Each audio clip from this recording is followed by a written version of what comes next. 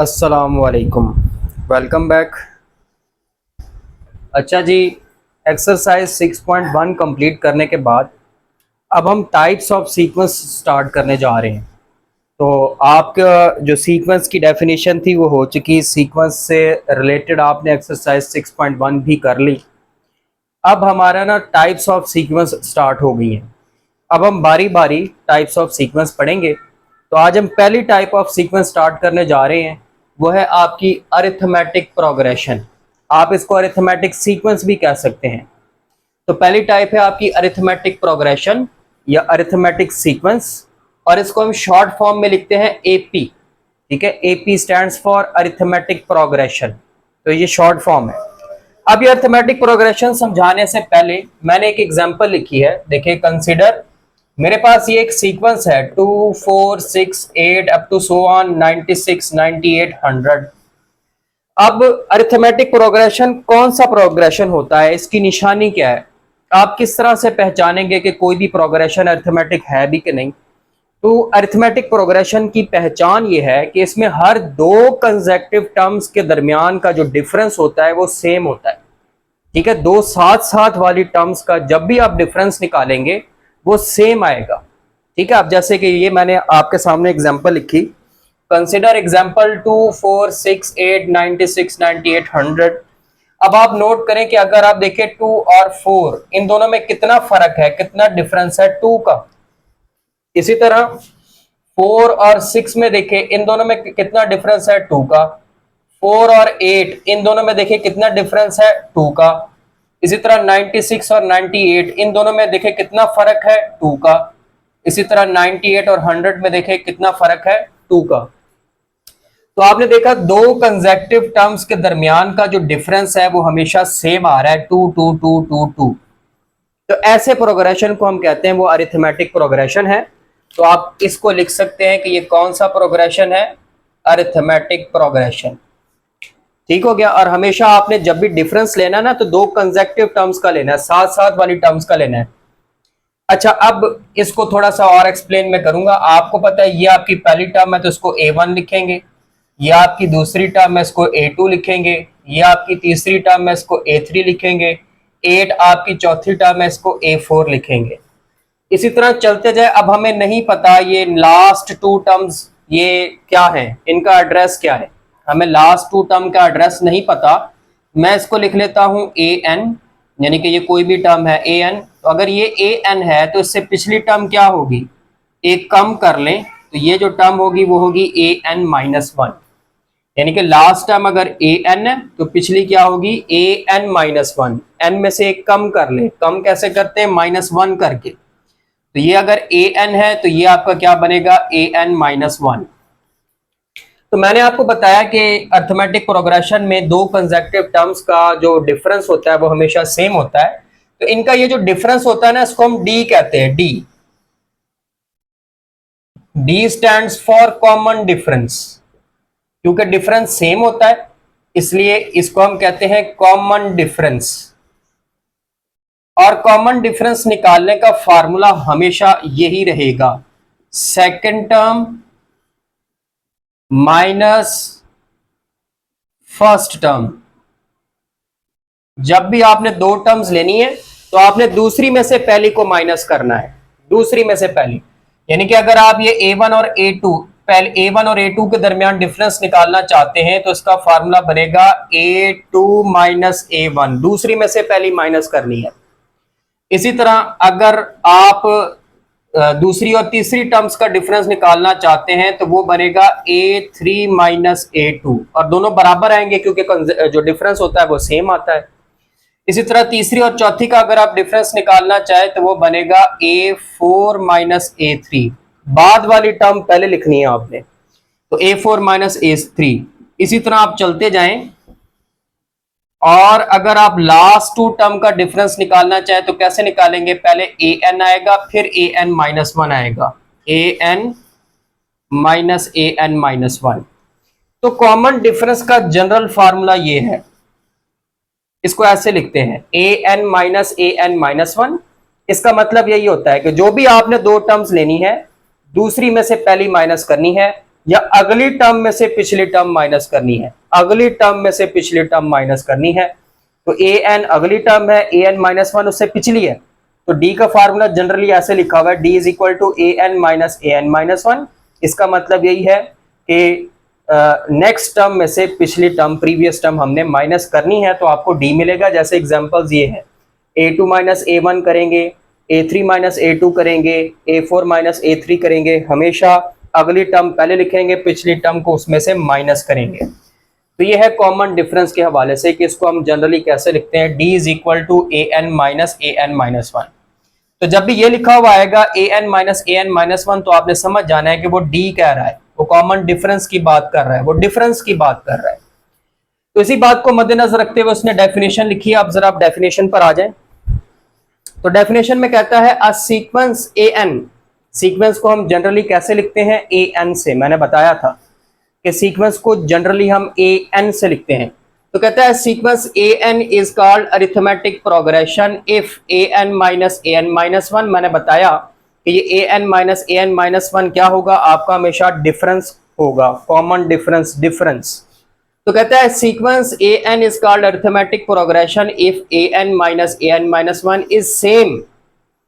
कि कोई भी सीक्वेंस अरिथमेटिक तब कहलाएगा जब ये डिफरेंस हमेशा सेम रहेगा, same number for all n belongs to n। आपको पता है n क्या होगा, जो आपने n की जगह पे वैल्यू पुट करनी है वो हमेशा नेचुरल नंबर होनी चाहिए। और ये भी इसकी एक डेफिनेशन है कि अरिथमेटिक सीक्वेंस कौन सा सीक्वेंस, या सीक्वेंस क्या होता है कि जिसकी डोमेन नेचुरल नंबर होती है, या जिसमें आप जो नंबर पुट कर सकते हैं वो नेचुरल नंबर होते हैं। तो कहता है जो n है, जो नंबर आपने पुट करने हैं n की जगह पर, वो नेचुरल नंबर होने चाहिए और ग्रेटर देन 1 होने चाहिए। एक तो आपने n की जगह पे जो नंबर पुट करना है ना, ये d के फार्मूले में जो आपने n की जगह पे नंबर पुट करने हैं, एक तो वो नेचुरल होने चाहिए और वो 1 से ग्रेटर होने चाहिए। ठीक है, d के फार्मूले में, नॉट सीक्वेंस में नहीं। सीक्वेंस में आप n की जगह पे 1 पुट कर सकते हैं, लेकिन कॉमन डिफरेंस d के फार्मूले में आपने n की जब भी वैल्यू पुट करनी है तो वो ग्रेटर देन 1 पुट करनी है। अच्छा जी, फिर आगे देखें क्या लिखा है, the difference between two consecutive term a n minus one is called common difference. मैंने अभी बताया कि दो कंसेक्यूटिव टर्म्स का जो डिफरेंस होता है उसको कैसे लिखते हैं, ऐसे ए एन माइनस वन, और इसको क्या कहते हैं, common difference, written as d. इसको ऐसे स्मॉल डी से लिखते हैं। अच्छा, अगला इंपॉर्टेंट पॉइंट कहता है in arithmetic progression we can write next term by adding D in the previous term. अगर आपको अरिथमेटिक प्रोग्रेशन की कोई एक टर्म पता चल जाए तो आप उसकी अगली टर्म कैसे हासिल करेंगे, उसमें डी ऐड करके, कॉमन डिफरेंस ऐड करके। यानी कि हमारे पास मिसाल के तौर पर एक अरिथमेटिक सीक्वेंस है, उसकी पहली टर्म है 2 और उसका कॉमन डिफरेंस है 2। आपने उसकी दूसरी टर्म निकालनी है, तो कैसे निकालेंगे, दूसरी टर्म निकालने के लिए आप पहली टर्म में डी ऐड कर देंगे, तो 2 + 2, तो पता चलेगा दूसरी टर्म आ गई है 4। अगर आपको तीसरी टर्म निकालनी है तो तीसरी टर्म के निकालने के लिए आप दूसरी टर्म में डी ऐड कर देंगे, तो 2, दूसरी टर्म क्या थी हमारे पास 4 + 2, तो वो आ जाएगी 6। अगर आपको चौथी टर्म निकालनी है तो तीसरी टर्म में डी ऐड कर दें, तो 6 + 2 वो आ जाएगा 8। जो ये पॉइंट कह रहा है कि अगर आपको पहली टर्म और कॉमन डिफरेंस पता है तो आप अगली टर्म्स कैसे ऐड कर सकते हैं कि जो पिछली टर्म है उसमें डी ऐड करते जाएं, तो आपको नेक्स्ट से नेक्स्ट टर्म मिलना शुरू हो जाएगी। अच्छा जी, फिर इसका जनरल फार्मूला ये है, A N is equal to A1 + n-1d। ये अब याद रखना है, पूरी एक्सरसाइज में यही यूज होगा कि अरिथमेटिक प्रोग्रेशन की जनरल टर्म या nth टर्म या अननोन टर्म का जो फार्मूला होता है वो होता है A1 + n-1d। इसमें an क्या है, nth टर्म या अननोन टर्म, n क्या है, सिर्फ नंबर ऑफ टर्म्स, d क्या है, कॉमन डिफरेंस, A1 क्या है, फर्स्ट टर्म। तो ये इसका जनरल फार्मूला है और ये इसकी कैरेक्टरिस्टिक्स है कि कौन सी चीज क्या है। अब आपको कुछ अरिथमेटिक प्रोग्रेशन की टर्म्स को डायरेक्ट ओपन करना आना चाहिए। मतलब कि अगर A2 लिखा हो तो आप डायरेक्ट लिख सकते हैं A1 + d, A3 लिखा हो तो आप लिख सकते हैं A1 + 2d, A4 लिखा हो तो आप लिख सकते हैं A1 + 3d, A5 लिखा हो तो आप लिख सकते हैं A1 प्लस 4D, यानी कि D के साथ एक नंबर आपने कम रखना है इस नंबर की निस्बत। अगर A5 आ रहा है तो D के साथ 4 आएगा, A4 आ रहा है तो D के साथ 3 आएगा, A3 आ रहा है तो D के साथ 2 आएगा। D के साथ हमेशा इसकी निस्बत एक नंबर कम आएगा। तो अगर A16 लिखा है तो आप डायरेक्ट उसको ओपन कर देंगे, A16 is equal to A1 और D के साथ एक नंबर कम कर दें 15D। इसी तरह अगर फर्ज करें A99 लिखा आ जाए तो आप इसको लिख सकते हैं A1 और D के साथ एक नंबर कम कर दें 98D। तो इस तरह से हम अर्थमेटिक सीक्वेंस को यूज करते हुए किसी भी टर्म का फार्मूला जनरेट कर सकते हैं। तो ये हो गया आपका इंट्रोडक्शन अर्थमेटिक सीक्वेंस का। थोड़ा सा थ्योरेटिकल वर्क है जिसमें आपके ऑब्जेक्टिव छुपे हुए हैं, वो एक नज़र डाल लेते हैं, फिर एक्सरसाइज स्टार्ट करेंगे। आगे बढ़ते हैं। तो अब आपने ये जो अरिथमेटिक प्रोग्रेशन पढ़ा, इस अरिथमेटिक प्रोग्रेशन के बाद बुक में कुछ थ्योरेटिकल, कुछ इंपॉर्टेंट पॉइंट्स, कुछ ऑब्जेक्टिव पॉइंट्स लिखे हुए हैं जो हम इग्नोर कर देते हैं, हम पढ़ते ही कोई नहीं है। तो मैंने इस लेक्चर में वो पॉइंट्स इंक्लूड किए हैं ताकि आपकी वो नज़र से एक मरतबा गुजर जाएं। नज़र से गुजर जाएंगे तो फ़ायदा ये होगा कि आपका अगर कोई ऑब्जेक्टिव आ जाता है तो आप उसको सॉल्व करने में कामयाब हो जाएंगे। तो कुछ इंपॉर्टेंट पॉइंट्स है वो देखें अरिथमेटिक प्रोग्रेशन के हवाले से। पहला, nth term from the end of an AP, के अरिथमेटिक प्रोग्रेशन की एंड से, लास्ट से जो nth टर्म होती है वो ये होती है m minus N plus oneth term. ठीक है, अरिथमेटिक प्रोग्रेशन की लास्ट से जो nth टर्म होती है वो होती है m minus N plus oneth T, जबकि इसमें m क्या है, term, where n denotes the total number of terms. इसमें m क्या है, टोटल नंबर ऑफ टर्म्स है। यानी कि अगर आपको टोटल नंबर ऑफ टर्म्स पता हो और वो m है और आपने लास्ट से nth टर्म बतानी हो तो वो ये होगी m minus N plus oneth term. m की जगह पे क्या आ जाएगा, m की जगह पे वो टोटल नंबर ऑफ टर्म्स आ जाएंगे। फिर दूसरा point, 3 numbers a b c are in A P, ये जो 3 नंबर्स लिखे हुए हैं ए बी सी, अगर ये अर्थमेटिक प्रोग्रेशन में है तो वो ये रिलेशन सेटिस्फाई करेंगे only if 2b is equal to a plus C. ये जो दरमियान वाला है b, इसको 2 के साथ लिख दें और पहले और तीसरे को ऐड कर दें a प्लस सी, तो 2b is equal to a plus C. अगर 3 नंबर अर्थमेटिक प्रोग्रेशन में है तो वो ये रिलेशन, ये फार्मूला पूरा करेंगे, सेटिस्फाई करेंगे, वो है 2b is equal to a plus C. इसके बाद any term except first and last term, पहली और आखिरी टर्म के अलावा, is equal to half of the sum of two terms equidistant from it, कि आप अगर कोई भी एक टर्म ले लें पहली और आखिरी के अलावा, मिसाल के तौर पर मैंने ये आपके सामने प्रोग्रेशन लिखा है 2 4 6 8 10 12 14 16, इसमें आप ये 10 ले लें तो कहते हैं ये जो 10 है ना, आप इसके दोनों तरफ इक्वी डिस्टेंट हो जाएं, यानी कि इसके दोनों तरफ बराबर फासले पर जाएं और उन दोनों को ऐड करके 2 से डिवाइड करें। हाफ का मतलब क्या होता है, सम, हाफ ऑफ सम ऑफ 2, उन दोनों को ऐड करके 2 से डिवाइड करें। यानी कि मैं इससे एक टर्म आगे चला जाता हूं 12 आया, इससे एक टर्म पीछे आ जाता हूं तो 8 आया। तो कहता है कि इन दोनों टर्म्स को आप ऐड करके 2 से डिवाइड करें तो 10 आएगा। ठीक है, वो इसके इक्वल आएगा। अब देखें 8 प्लस 12 क्या आ गया 20, 2 से डिवाइड करें, हाफ के लिए 2 से डिवाइड करें, 20 डिवाइडेड बाय 2 10। इसी तरह मैं 10 से 2 आगे टर्म्स चला जाता हूं 12 और ये आ जाता है 14, और इसी तरह इससे एक और दूसरी टर्म, 2 टर्म पीछे आ जाता हूं 6 आ गया, 6 प्लस 14 करेंगे 20, 2 से डिवाइड करेंगे फिर 10 आ जाएगा।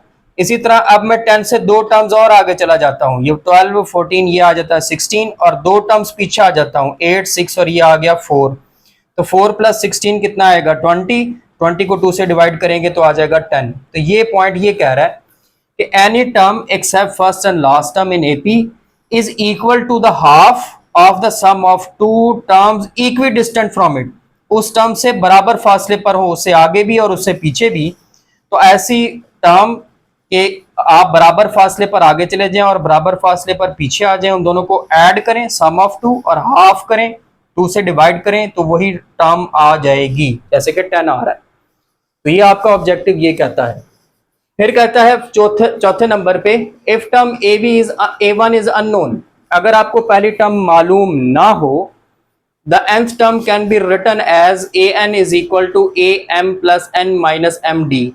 तो आप nth टर्म को ऐसे लिख सकते हैं, A N is equal to A M plus N minus M D. हमें पहली टर्म नहीं पता, हमने ए वन को ए एम क्या लिया तो इधर भी एम आएगा, A N is equal to A M plus N minus one D. अच्छा जी, उसके बाद पांचवा, middle term of AP depends upon the number of terms. किसी भी अर्थमेटिक प्रोग्रेशन की अगर आपने दरमियान वाली टर्म, मिडिल टर्म निकालनी हो तो वो इस बात पे डिपेंड करेगी कि टोटल नंबर ऑफ टर्म्स कितनी है। तो उसमें आगे उसने एक्सप्लेन किया, if number of terms of AP are even, अगर number of terms, total terms की तादाद इवन हो, 2 हो, 4 हो, 6 हो, 8 हो, 10 हो, तो फिर दो मिडिल टर्म्स होंगी। एक का फार्मूला होगा n/2 और एक का होगा n/2 + 1। ठीक है, दो मिडिल टर्म्स होंगी n/2 और n/2 + 1। इसमें n क्या होगा, वो टोटल नंबर ऑफ टर्म्स होंगी। कहता है if the number of terms are odd, अगर total number of terms odd होंगी तो मिडिल टर्म का फार्मूला होगा n + 1/2। इसमें n क्या है, टोटल नंबर ऑफ टर्म्स है। इसके बाद टॉपिक लिखा हुआ है selection of terms in AP, कि हम अर्थमेटिक प्रोग्रेशन में अगर टर्म्स हमें सेलेक्ट करना पड़ जाए, सपोज करना पड़ जाए, तो किस तरह से करेंगे। कहता है कि अगर 3 कंसेक्टिव टर्म्स आपको सपोज करनी पड़ जाए, 3 consecutive terms can be chosen as a - d, a + d। कि अगर आपको 3 कंसेक्टिव टर्म्स चूज करना पड़ जाए तो आप a - d, a + d लेंगे, या फिर a + d, a + 2d लेंगे। ज्यादा फेमस ये है, हम ये लेंगे। अगर हमें 3 टर्म्स खुद से सपोज करना पड़ जाए तो वो a - d, a और a + d होगी। और इसी तरह अगर 4 कंसेक्टिव टर्म्स हमें सपोज करना पड़ जाए तो वो a - 3d, a - d, a + d, a + 3d लेंगे, या फिर a + d, a + 2d, a + 3d लेंगे। ज्यादा फेमस ये है कि हम a - 3d, a - d, a + d और a + 3d लेंगे। इसी तरह अगर हमें लास्ट 4 कंसेक्टिव टर्म्स सपोज करना पड़ जाए, और लेकिन हमें लास्ट टर्म पता हो कि वो क्या है, l, लास्ट टर्म हमें पता हो और हमें लास्ट 4 टर्म सपोज करना पड़ जाए, तो वो लास्ट 4 टर्म्स हम ये सपोज करेंगे l - 3d, l - 2d, l - d और l। तो ये सिलेक्शन ऑफ टर्म्स का एक टॉपिक था। अभी 2-4 पॉइंट्स रहते हैं, जरा वो देख लें, फिर एक्सरसाइज पर जाएंगे। अब अगर हम एंड पर आ जाएं तो 2-4 लाइनें कुछ और भी लिखी हुई हैं जो कि आपके ऑब्जेक्टिव, अच्छे ऑब्जेक्टिव्स बन सकते हैं। अब देखिए जी, लास्ट एक पॉइंट जिस पर हम डिस्कशन करेंगे वो ये है, कहता है कि if each term of an AP is increase, decrease, multiplied, divided with same number, number 0 नहीं होना चाहिए, the resulting numbers are in AP. कि अगर आप किसी अर्थमेटिक प्रोग्रेशन के हर नंबर को एक ही जितना इंक्रीज करें या एक ही जितना डिक्रीज करें, या अर्थमेटिक प्रोग्रेशन के हर नंबर को एक ही नंबर से मल्टीप्लाई करें या एक ही नंबर से डिवाइड करें, तो अर्थमेटिक प्रोग्रेशन अर्थमेटिक ही रहेगा, वो ऐसा नहीं है कि वो चेंज हो जाएगा। अब इसके उसने एक्सप्लेन इस तरह से किया, कहते हैं कि a1, a2, a3 are in AP, कि अगर a1, a2, a3 ये आपके अर्थमेटिक प्रोग्रेशन में है, then a1 plus minus k, a2 plus minus k, a3 plus minus k are also in AP। कि अगर आप इस a1, a2, a3 में एक ही जैसा नंबर या ऐड कर लें या सब्ट्रैक्ट कर लें, उससे जो बनेगा वो भी अर्थमेटिक प्रोग्रेशन ही होगा, जिसका कॉमन डिफरेंस d ही होगा, विद कॉमन डिफरेंस d। इसी तरह कहता है कि if a1, a2, a3 are in AP, अगर a1, a2, a3 ये एक अर्थमेटिक प्रोग्रेशन बना रहे हैं और हर नंबर को हम k से मल्टीप्लाई कर दें, एक ही नंबर से मल्टीप्लाई कर दें, के a1, के a2, के a3 are also in AP, वो भी अर्थमेटिक प्रोग्रेशन ही होंगे। और अगर आप इनका कॉमन डिफरेंस निकालेंगे तो वो k d आएगा, k टाइम्स d आ जाएगा। इसी तरह कहता है कि a1, a2, a3 are in AP, और अगर आप इन तीनों को एक ही नंबर से डिवाइड कर दें, a1 over k, a2 over k, a3 over k, तो उससे भी आपका जो प्रोग्रेशन बनेगा वो भी अर्थमेटिक होगा, और आल्सो इन AP, जिसका कॉमन डिफरेंस आप निकालेंगे तो k ओवर d आएगा। तो ये उसने थोड़ा सा एक्सप्लेन किया। फिर आगे वो कहता है टर्म बाय टर्म एडिशन और subtraction, term by term addition और subtraction of 2 APs is also an AP। कि अगर आप दो अर्थमेटिक प्रोग्रेशन को टर्म बाय टर्म ऐड करें, रकम बाय रकम ऐड करें या सब्ट्रैक्ट करें, उससे भी अर्थमेटिक प्रोग्रेशन ही बनेगा। मिसाल के तौर पर एक अर्थमेटिक प्रोग्रेशन है 2 4 6, एक है 1 3 5, आप पहली में पहली ऐड कर दें, दूसरी में दूसरी ऐड कर दें, तीसरी में तीसरी ऐड कर दें, इसको हम कहेंगे टर्म बाय टर्म एडिशन। पहली में पहली ऐड करनी है, दूसरी में दूसरी, तीसरी में तीसरी। तो जब आप ये ऐड करके जो नया सीक्वेंस बनेगा वो भी अर्थमेटिक ही होगा।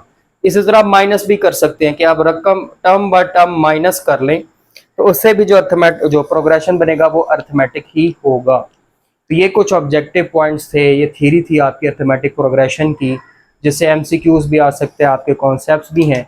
इनको एक मरतबा ज़रूर आपने नज़र से गुजार लेना है ताकि आपका कोई एमसीक्यू गलत ना हो। तो आज की वीडियो में इतना ही। हमने थ्योरेटिकल वर्क कर लिया है, अब हम एक्सरसाइज वर्क की तरफ आएंगे।